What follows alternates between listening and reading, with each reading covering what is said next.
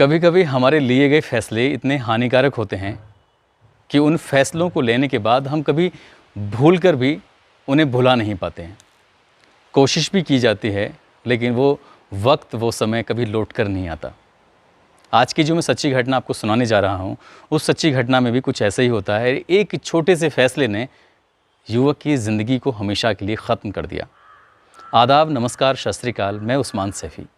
दोस्तों, आज की जो मैं सच्ची घटना आपको सुनाने जा रहा हूँ, ये सच्ची घटना है बिहार प्रदेश के ज़िला मुजफ्फ़रपुर की। यहाँ का एक थाना है कांती, और कांती थाना क्षेत्र का एक गांव लगता है जिसका नाम है रामपुर शाह, और इसी के पास का एक गांव है जिसका नाम है सोनबरसा। इन दोनों गांव को मिलाकर ही ये सच्ची कहानी पूरी होती है। दरअसल करीब 1 साल पहले सौरभ राज को पास के गांव सोनवर्षा की रहने वाली एक लड़की से प्यार हो जाता है। इसके बाद वो दोनों चुपके चुपके चोरी चोरी मिल लिया करते थे। लेकिन एक दिन लड़की के घर वालों को इस बात की भनक लग जाती है कि उनकी बहन का पास के गांव रामपुर शाह के रहने वाले सौरभ राज से एक रिश्ता जुड़ गया है, यानी कि वो दोनों एक दूसरे को प्यार करते हैं। बस वो मौके की तलाश में थे और उन्होंने उस सौरभ राज को बहुत पीटा। बात घर तक पहुंचाई और घर पहुंचने के बाद जो उसका पापा हैं मनीष कुमार, उन्होंने किसी तरह से अपने बेटे की जान बचाई और कहा कि ये सोनवर्षा में कभी नहीं आएगा। इसके बाद उन्होंने अपने बेटे को उड़ीसा नौकरी करने के लिए भेज दिया। वो वहाँ बड़ी खुशी से रह रहा था और उसके पापा मनीष कुमार ने एक वादा भी लिया कि वो कभी भी गांव वापस लौट कर नहीं आएगा तो सोनवर्षा के बारे में कभी नहीं सोचेगा, वहाँ की लड़की जिसको प्यार करता है उसके बारे में कभी नहीं सोचेगा। ठीक वैसे ही चल रहा था, सब कुछ ठीक ठाक था। जो कमाता था वो अपने घर वालों को भाई अकाउंट में भेज दिया करता था, घर वालों से बातचीत होती थी, सब कुछ ठीक चल रहा था। लेकिन अचानक ही सौरभ राज के परिवार में उसके एक रिश्ते में बहन लगती है, उसकी शादी थी। तो उस शादी में शामिल होने के लिए सौरभ उड़ीसा से अपने गांव वापस आ जाता है और ये तारीख है 1 जुलाई की। शादी में शामिल होता है और यहाँ भी वो हंसी खुशी रह रहा था। लेकिन अचानक ही किसी ने सौरभ को देख लिया और ये देखने के बाद ये सूचना पास के गांव सोनवर्षा में पहुंचा दी। यानी कि उस लड़की के घर वालों को ये बता दिया कि सौरभ राज गांव में आया हुआ है।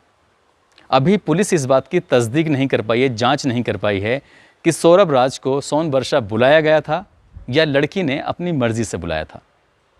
23 जुलाई की शाम लगभग 4 बजे के आसपास सौरभ के पास फ़ोन आता है कि मुझे तुमसे मिलना है, बहुत ज़रूरी बातें करनी है।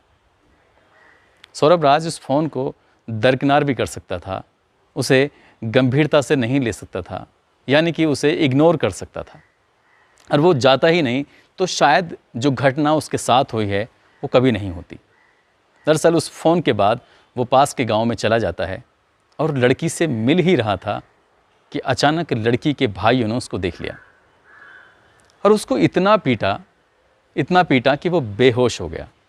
लेकिन पीटने वाले थम नहीं रहते, कभी लाठी से, कभी डंडों से, कभी लात, कभी घूंसों से पीटते रहे और उसकी हालत बिगड़ती चली जा रही थी।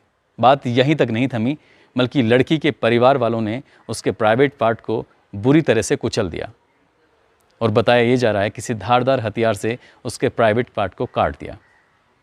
उसके बाद उसकी हालत बिगड़ गई और तत्काल उसे हॉस्पिटल लेके गए और वहाँ से लड़की के घर वाले भाग जाते हैं।